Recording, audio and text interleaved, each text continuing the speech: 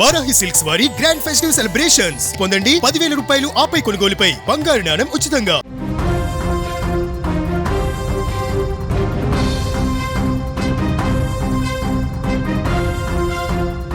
PET మోజులో భర్తను చంపేసింది. తన పాపం బయటపడకుండా గుండెపోటు డ్రామా ఆడి అంత్యక్రియలు కూడా కానిచ్చేసింది. కానీ ఒకే ఒక్క కంప్లైంట్తో దొరికిపోయింది. నిజామాబాద్లో జరిగిన ఈ ఘోరం వివాహేతర సంబంధాల్లో పచ్చని సంసారాల్లో ఏ విధంగా చిచ్చు పెడుతున్నాయో చెప్పటానికి మరొక ఉదాహరణగా ఈ ఘటన నిలిచింది. నిజామాబాద్ జిల్లా మక్లూరు మండలం బోర్గాం గ్రామానికి చెందిన రమేష్ సౌమ్య దంపతులకు 13 ఏళ్ల క్రితం పెళ్ళైంది. వాళ్ళకి 2 కుమారులు, 1 కుమార్తె కూడా ఉంది. నిజామాబాద్లో ఒక ప్రైవేట్ పాఠశాలలో పనిచేస్తున్న సౌమ్యకు అదే పాఠశాలలో పీఈటీగా పనిచేస్తున్న దిలీప్తో వివాహేతర సంబంధం ఏర్పడింది. ఈ క్రమంలో తమ బంధానికి అడ్డొస్తున్నాడన్న కారణంతో భర్తను చంపేసింది.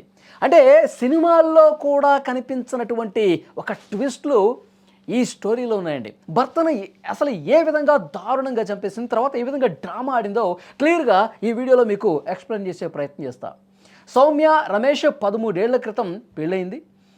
భర్తని చంపేసి ఏ విధంగా నాటకం ఆడిందో తెలుసా? గుండెపోటుతో ఒక్కసారిగా కుప్పకూలిపోయాడని చెప్పి నమ్మించింది. కుటుంబ సభ్యులకు ఫోన్ చేసింది, బంధువులకు ఫోన్ చేసింది, చుట్టుపక్కల ఉన్న వాళ్ళందరికీ చెప్పింది. గుండెపోటుతో చనిపోయాడు, నా దేవుడు చనిపోయాడు, నా భర్త చనిపోయాడని చెప్పి ముసలి కన్నీరు కార్చింది. అందరూ కూడా అదే నిజమేమో అని చెప్పి నమ్మేశారు. అయ్యో రమేష్ చనిపోయాడా, గుండెపోటు వచ్చిందా, ఆరోగ్యం ఎందుకు చూసుకోలేదు అని చెప్పి కుటుంబ బంధువులు వీళ్ళందరూ మాట్లాడుకున్నారు. కానీ అరే బాగా ఉన్నటువంటి వ్యక్తి, ఎలాంటి అనారోగ్యం లేనటువంటి వ్యక్తి ఏ విధంగా చనిపోయాడు, ఏ విధంగా గుండెపోటు వచ్చిందని చెప్పి ఎవరు ఆ అనుమానాన్ని రేచేలా. కానీ అట్లాగే దొంగ ఏడుపులు ఏడుస్తూ అంత్యక్రియలు కూడా చేసేసింది. అయిపోయింది. అయితే ఏమి ఏడుస్తున్నటువంటి క్రమంలో అంత్యక్రియలు జరుగుతున్నటువంటి సమయంలో స్థానికులు ఉంటారుగా, చుట్టుపక్కల ఇరుగు పొరుగు వాళ్ళు ఉంటారు కదా, వాళ్ళకి ఎక్కడో ఒక డౌట్ ఉంది. ఎందుకంటే ఇంట్లో అప్పుడప్పుడు గొడవలు జరుగుతూ ఉండేవి. మరి ఇతను ఎంత హ్యాపీగా మాట్లాడేవాడు, ఎంత ఆరోగ్యంగా కనిపించేవాడు, ఎందుకు ఆలోచన ఇట్లా అయిందని చెప్పి వాళ్ళకు డౌట్తోనే చూస్తూ ఉన్నారు. చూస్తున్నప్పుడు మెడ మీద గాయాలు అబ్జర్వ్ చేశారు. కానీ ఆమె ఏడ్చే సమయంలో, శవం ముందు పెట్టి నాటకాలు ఆడే టైంలో, అంత్యక్రియలు జరిగే టైంలో ఇంటి చుట్టుపక్కల వాళ్ళు స్థానికులు ఎవరూ కూడా క్వశ్చన్ చేయలే, ఎవరు కూడా మాట్లాడలే. తర్వాత ఏం చేశారు తెలుసా? అంత్యక్రియలు అయిపోయిన తర్వాత ఈ రమేష్ తమ్ముడు ఇజ్రాయెల్లో ఉంటాడు. ఈ ఇరుగు పొరుగు వాళ్ళు స్థానికులు అతనికి ఫోన్ చేశారు. మాకెక్కడో డౌట్ కొడుతుంది, మెడ మీద గాయాలు ఉన్నాయి, నువ్వు ఒకసారి కంప్లైంట్ ఇస్తే బాగుంటుంది, ఇది నిజమని చెప్పి మాకు నమ్మబుద్ధి కావట్లేదని చెప్పి ఆ ఇంటి చుట్టుపక్కల ఉన్న వాళ్ళు విదేశాల్లో ఉన్నటువంటి రమేష్ తమ్ముడికి ఫోన్ చేస్తే అతను వెంటనే ఇక్కడ పోలీసులకు కంప్లైంట్ ఇచ్చాడు. నాకు అనుమానం ఉంది, మీరు పోస్ట్ మార్టం ఎందుకు చేయలేదు, పోస్ట్ మార్టం చేయండి, ఆరోగ్యంగా ఉన్నటువంటి నా అన్న ఎందుకు ఆల్ ఆఫ్ సడన్ ఈ విధంగా గుండెపోటు వచ్చింది, నాకు నమ్మబుద్ధి కావట్లేదు, మా వదిన మీద నాకు అనుమానం ఉంది అని చెప్పి పోలీసులు కంప్లైంట్ ఇస్తే ఆ కంప్లైంట్ ఆధారంగా ఇన్వెస్టిగేట్ చేస్తే మొత్తం కథ బయటకు వచ్చిందండి. ట్విస్ట్లన్నీ కూడా బయటకు వచ్చినాయి. ఈమె నిజామాబాద్లో ఒక ప్రైవేటు పాఠశాలలో నాన్ టీచింగ్ స్టాఫ్గా పనిచేస్తూ ఉంది. అదే పాఠశాలలో పీఈటీగా ఉన్నటువంటి దిలీప్తో వివాహేతర సంబంధం పెట్టుకుంది. వీళ్ళిద్దరూ ఈ విషయాన్ని తెలిసిన తర్వాత రమేష్ 1-2 సార్లు మందలించాడు. ఇంట్లో కూడా గొడవలు జరిగినాయి. నా వివాహేతర సంబంధానికి, నా సుఖానికి, నా స్వేచ్ఛకు ఎందుకు అడ్డొస్తున్నావు, నిన్ను లేకుండా చేస్తానని చెప్పి ఒక ప్లాన్ ఫిక్స్ చేసింది. దిలీప్తో చెప్పింది, రమేష్ నా భర్తను చంపేసేయాలి, లేదంటే మనకు మనశ్శాంతి లేదు, మనం హ్యాపీగా ఉండలేం, మనం సుఖంగా ఉండలేం అని దిలీప్తో చెప్పి చంపాలని కుట్ర చేశారు. గత నెలలోనే సౌమ్య భర్త రమేష్ రోడ్డు మీద బైక్ మీద వెళ్తూ ఉంటే వెనక నుంచి కారుతో బలంగా గుద్దేశారండి. ప్రియుడు దిలీప్ కారుతో గుద్దేశాడు. గుద్దినప్పుడు స్వల్ప గాయాలతో బయటపడ్డాడు. రమేష్ తప్పించుకున్నాడు. వెంటనే ఆ కారు వెళ్ళిపోయింది. దాన్ని పట్టుకునే ప్రయత్నం చేశారు కానీ దొరకలా. అరే ప్లాన్ బెడిసి కొట్టిందే, నువ్వు కారుతో బలంగా ఢీ కొట్టి ఇంకా అతని మీద నుంచి పోనివ్వాల్సింది కదా, స్పాట్లో చచ్చిపోయాడు కదా, ఎందుకు ఈ విధంగా చేసావని చెప్పి వాళ్ళు భావించుకొని ఇట్లా లాభం లేదు, సుపారీ గ్యాంగ్ మర్డర్లు చేయటంలో ఆరితేరిన వాళ్ళు ఎవరైతే ఉంటారో వాళ్ళకి పని అప్పగిస్తే ఈజీగా భర్త రమేష్ని చంపేస్తాడు అని చెప్పి ఎంత కుట్రపూరితంగా డ్రామా ఆడింది చూడండి.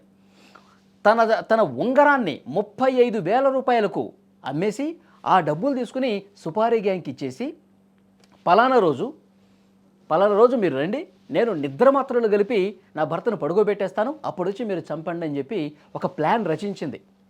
డిసెంబర్ 19వ తారీఖున మంచినీళ్ళలో 10 నిద్రమాత్రలు కలిపిందండి భర్త రమేష్కి. తెలియదు కదా అతనికి, తాగేశాడు, నిద్రలో జారుకున్నాడు. వెంటనే సుపారీ గ్యాంగ్కి ఫోన్ చేసింది. సుపారీ గ్యాంగ్కి ఫోన్ చేసి వాళ్ళు లిఫ్ట్ చేయట్లా. 35,000 ఇచ్చింది కదా, ఇద్దరు ముగ్గురు ఉన్నారు, ఒకళ్ళకి ఫోన్ చేస్తే లిఫ్ట్ చేయాల, ఇంకొకటి ఫోన్ చేసింది లిఫ్ట్ చేయాల, వీళ్ళేమో లిఫ్ట్ చేయట్లా. ఇతనేమో 10 నిద్ర మాత్రలు ఇచ్చేసి వాటర్లో కలిపేసి ఇచ్చేసింది, ఇతను పడుకున్నాడు. వెంటనే దిలీప్కి ఫోన్ చేసింది. ఈ మర్డర్లు చేసే వాళ్ళకి మనం 35,000 రూపాయలు ఇచ్చాం, వాడు ఒక్కడు కూడా ఫోన్ లిఫ్ట్ చేయట్లేదు, నాకేం చేయాలో తెలియట్లేదు, ఇదే కరెక్ట్ టైము, నిద్ర మాత్రలు ఆ వాటర్ తాగిపిచ్చేశాను, అతను పడుకున్నాడు, ఒక 4-5 గంటలు లేవడు, ఏదో ఒకటి చేసి నువ్వైనా రా అని చెప్పి కబురు పెట్టింది. ఈ ప్రియుడు దిలీపు తమ్ముడు అభిషేక్ వీళ్ళిద్దరూ కలిసి సౌమ్య ఇంటికి వచ్చారు. ఇంటికి వచ్చి ఎంత దారుణంగా చేశారు చూడండి. పడుకున్నటువంటి భర్త రమేష్ని ఒక టవాల్ తీసుకొని గొంతుకి గట్టిగా బిగించి నొక్కి గట్టిగా మెడకి ఆ టవల్ బిగించి లాగి తర్వాత ఒక దిండి తీసుకొని సౌమ్య ఆ ముఖం మీద అదిమి పెట్టి ఊపిరాడకుండా చేసి చాలా దుర్మార్గంగా దారుణంగా చంపేశారండి. చంపేసిన తర్వాత వాళ్ళిద్దరిని పంపించేసేసి గుండెపోటుతో చనిపోయాడని చెప్పి అప్పుడు నాటకాలు స్టార్ట్ చేసింది. అందరికీ ఫోన్ చేసి చెప్పింది.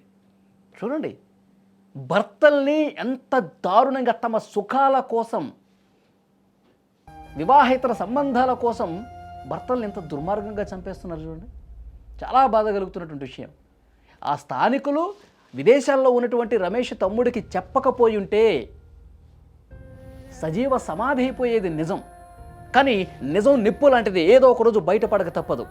ఇలాంటి కన్నింగ్ లేడీస్ని, భర్తల్ని చంపే ఇలాంటి దుర్మార్గపు ఆడవాళ్ళని, మదంతో తన సుఖాల కోసం భర్తల్ని చంపేస్తున్నటువంటి ఇలాంటి మహిళల్ని ఏం చేయాలండి? ఈ వీడియో చూస్తున్న ప్రతి ఒక్కరూ, మనం గత సంవత్సర కాలం నుంచి మాట్లాడుకుంటున్నాం, భర్తల్ని చాలా దారుణంగా చంపేస్తున్నారండి ఇష్టారీతన. ఇలాంటివి ఆగాలంటే చట్టాల్లో మరింత బలోపేతం కావాల్సినటువంటి అవసరం ఉంది. చాలా కఠినంగా ఇలాంటి ఆలోచన చేయాలంటే భయపడే విధంగా కఠినంగా శిక్షించాల్సినటువంటి అవసరం ఉంది. ఏం చేయాలి ఇలాంటి మహిళల్ని? Please comment. బోర్గా గ్రామంలో ఒక వ్యక్తి అనుమానాస్పదంగా మృతి చెందాడు. ఆ వ్యక్తి యొక్క మృతదేహాన్ని అదే రోజు పూడ్చివేయడం జరిగిందన్న సమాచారం పోలీసులకు రావడం జరిగింది. ఈ కంప్లైంట్ బేస్ చేసుకుని పోలీసు వారు 24/12/25 రోజు డాక్టర్ల సహాయంతో బాడీని ఎగ్జామినేషన్ చేసి పూర్తిగా ఎగ్జామిన్ చేయడం జరిగింది. ఆ తర్వాత కొంత అనుమానాస్పదం ఉండడంతో ఆ ఎవరైతే అనుమానాస్పదంగా భార్య పేరు చెప్పడం జరిగింది స్వప్న, దాంట్లో ఆమె ప్రియుడు అయినటువంటి దిలీప్ అదుపులోకి తీసుకోవడం జరిగింది. వీళ్ళతో కలిసి విచారించి ఏ విధంగా చంపాలి అని చెప్పేసి వాళ్ళతో ఒప్పందం చేసుకోవడం జరిగింది. ఒప్పందం భాగంలో వాళ్ళు 35,000 రూపాయలు డిమాండ్ చేయడం జరిగింది. దాంట్లో భాగంగా సౌమ్య తన దగ్గర ఉన్న ఒక ఉంగరాన్ని తాకట్టు పెట్టించింది. దిలీప్ తాకట్టు పెట్టి 33,000 రూపాయలు వచ్చినాయి. మనకి 2,000 అదనంగా కలిపి 35,000 రూపాయలు వీళ్ళకి ఇవ్వాలనే ఉద్దేశంతో 14వ తారీఖు ఈ డిసిషన్ తీసుకోవడం జరిగింది. వీళ్ళ ప్లాన్ ప్రకారం 19th రోజు ఇతను పండుకున్నప్పుడు ఇతనికి స్లీపింగ్ పిల్స్ ఇచ్చి చంపాలన్న ఉద్దేశంతో మొత్తం కూడా ప్లాన్ చేసుకున్నారు. ఆ ప్లాన్ లో భాగంగా రాత్రి ఎవరైతే సౌమ్య ఉందో, సౌమ్య స్లీపింగ్ పిల్స్ ఇచ్చారు. అతను నిద్రపోయి ఉన్నాడు. అతను దిండు పెట్టి, అదేవిధంగా టవాల్ పెట్టి అతను స్ట్రాంగులేట్ చేసి దిండుతో స్మోదరింగ్ చేసి చంపడం జరిగింది. చనిపోయినాడు అన్న తర్వాత నిర్ధారణ చేసుకున్న తర్వాత వాళ్ళిద్దరు కూడా కలిసి